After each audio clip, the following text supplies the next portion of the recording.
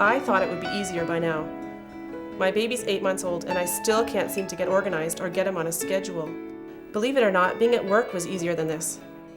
I didn't think it would be so time-consuming. Sometimes I didn't even have time for a shower, or I forgot to eat. No wonder I was feeling so weak. Looking back, I'd say that giving birth was the easy part.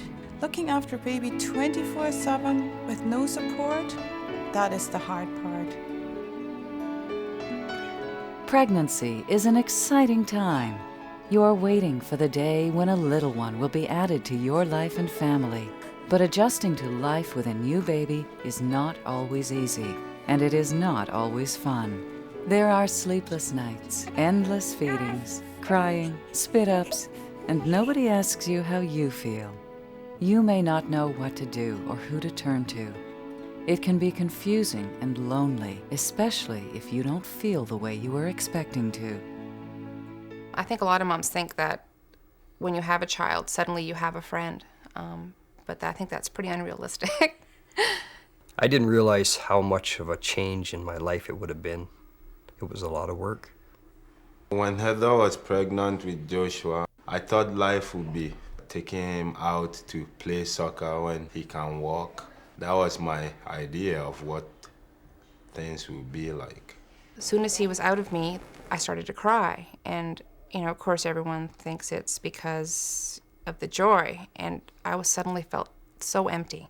A couple of weeks passed and I started feeling cranky and very, very tired. And my baby never slept more than 2 hours at night.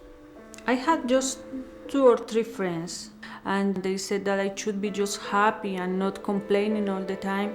So I'd rather be alone than with them. Sure, I've been there. Going to school is a big thing to adjust to again, and money is a big issue as well, having to worry about getting by every month to month. Preparing for a new baby is more than buying toys or baby clothes. It is important to have help and support after the baby is born. Some mothers have regular help from family members or friends. Whether you have regular help or not, you need to have someone you can call if you need to talk or cry or need some time without the baby. This can be your partner, a family member, a friend, or a care provider. And it probably helps to have more than one support person. There are some other things you can do to help yourself. Get some sleep when you can. Try to eat well. Go out to places. Get some exercise. Even if you take care of yourself, like many mothers, you can experience what is known as the postpartum blues or the baby blues. I wasn't happy, it was sad all the time. I'll get angry. I wasn't sleeping well, tired all the time, and I was having headache. Like when you are tired, your mood change, not happy.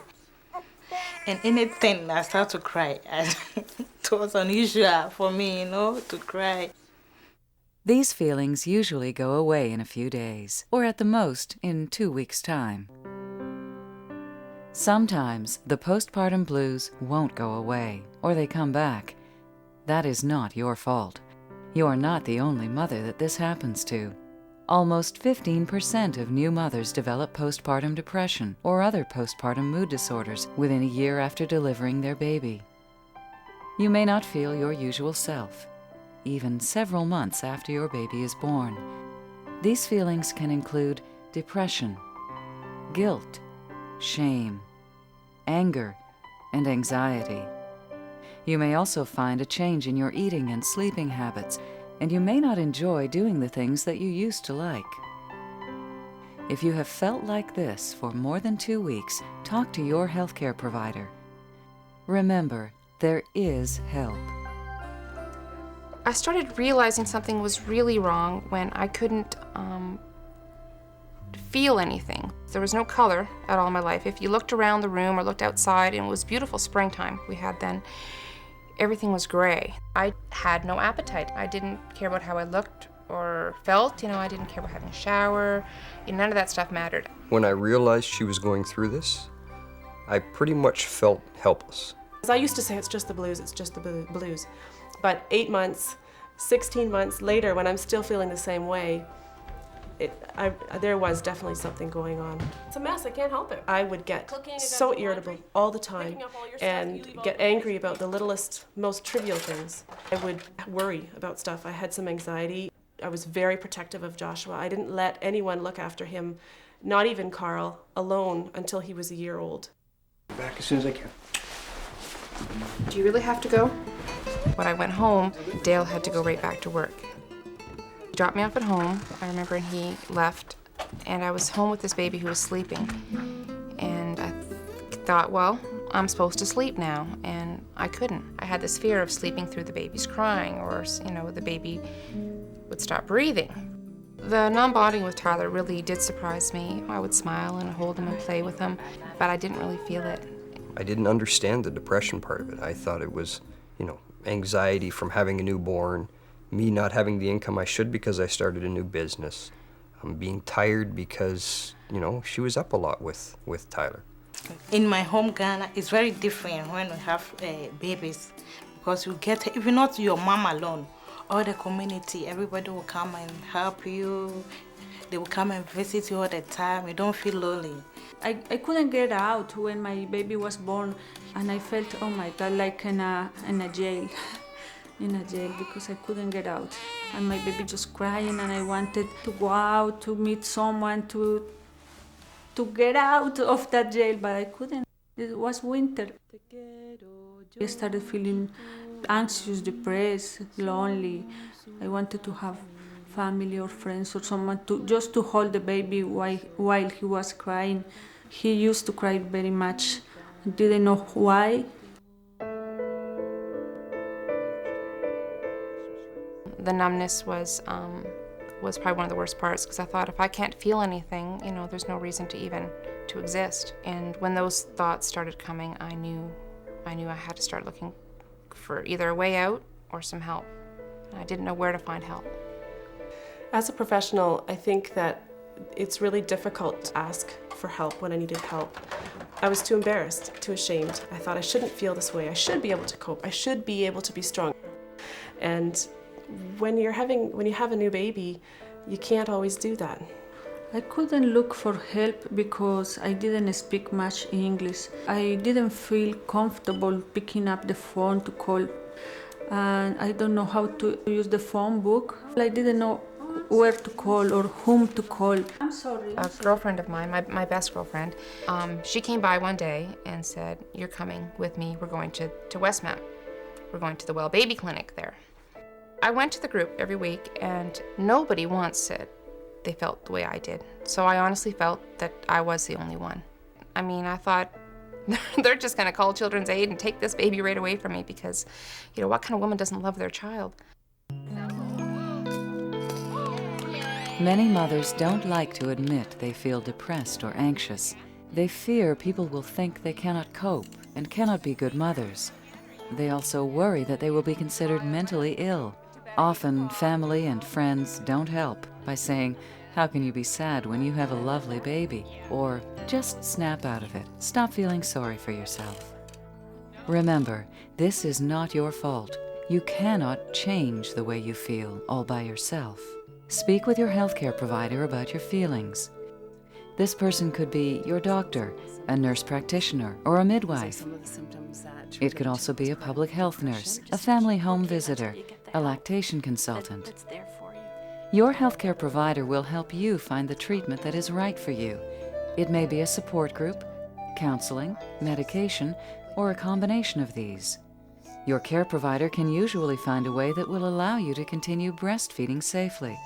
It is important to start to feel better for you, your baby, and your family. There is help. There is hope. So there were signs on the wall. I was reading all about them. And there was one that listed the 10 symptoms of postpartum depression.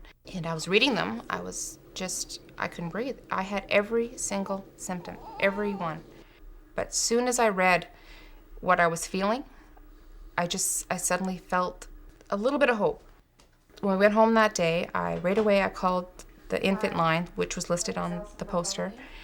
And I got the health unit, and a public health nurse talked to me, and I told her what I was feeling. She explained to me that what I was feeling was completely normal, that a lot of moms feel this way, and I wasn't a bad mother. And that's the one thing that hit me right away, that I wasn't a bad mom. And nobody had said that. She told me, call your family doctor, get help. And that's what I did. I called my family doctor, and immediately she took me seriously. I got me in to see a psychiatrist and went to work from there. And my public health nurse called me almost every day. She'd check in on me. She did reassure me quite a bit that this wasn't only temporary situation, and you do bond with this child. It takes time, but you will. Not your fault. It's I felt a little bit helpless initially, but I learned how to change diapers and doing dishes and also sweeping around the house, helping to clean up. You've got to pick up more of your share of the load, and things will get better and you'll be happier later on. Often I would say, can you just come and sit beside me? I just need you to be close to me. I need you to listen. I need you to talk about something other than the baby with me. I'm 19. I live in a house for expecting parents and mothers who already have children. And there are a lot of people there that I became really close with, a lot of them. It's just easy to talk to them because they're all in my age and gone through the things that I've gone through. My mom supported me a lot and went to my family doctor and was prescribed antidepressants. How are you? I think my husband helped me a lot. Even though he would go to work, but he would call all the time to see how I was doing. My Aunt Barb, who's my lifesaver, would come over, 2-3 times a week. Without asking, she'd do my dishes, pick up Tyler at school. I could tell her anything and she'd listen. Yo quisiera que estuvieran mi mamá y mis hermanos conmigo para poderme ayudar. I wish that my mother and my brothers could be with me here to help me out. I had an interpreter, and that was helpful because when I had to go to the doctor, I don't understand their language. Even now that I understand a little bit more English, it's difficult. Jenny was and has been very big support to me because she's the one who wants to listen to me every time I want to talk about anything. She's always there. Going out is very important because if I was depressed, staying at home made me more depressed. Her company was good for me. I could say anything to Diane. She would get me talking about it. What I was feeling, suddenly it wasn't abnormal. That was the main thing. I felt like a mom with a hard time. But she was a good mother. She was an amazing mother, and she just didn't see it. I work with a support group for women with postpartum depression now. I help facilitate it. And every one of them are very angry that nobody prepared them for this. It is the most common side effect of childbirth, or a complication of childbirth, is postpartum depression, and people don't realize that. They talk about the diabetes and the weight gain and all that, but it's not. It's postpartum. I like to call it adjustment because it's not always depression. I think one of the things that we've all realized is that postpartum depression can happen to any one of us. It doesn't matter if you're a single mom, whether you've adopted a baby, whether you've got a partner, whether you're married. It doesn't matter what kind of support you have. We're all affected in the same way. And you need to use the supports that are out there to get the help that you need. There's help out there. It's not good to just ignore it. They should talk to their friends, their family. The doctor is a big help too. There's even programs and places you can go that have things that could help. I think it's a really good idea. I've done it. It helped me a lot. When I started to feel better, I really felt some regret that I hadn't got help earlier because it would have made it a very different experience.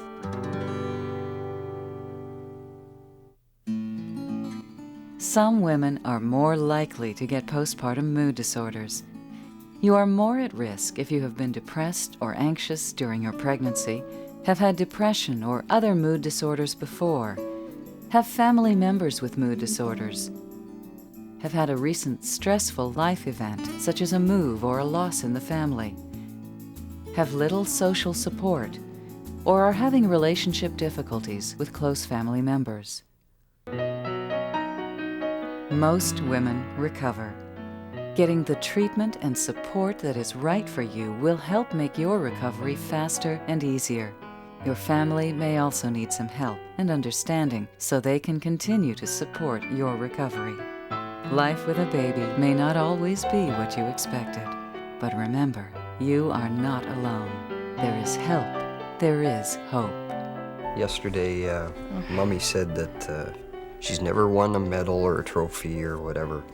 Tyler's played soccer for 3 years. He's got a medal from each year. He went into his bedroom and he come out with a medal and says, "Here, Mommy, you can have mine."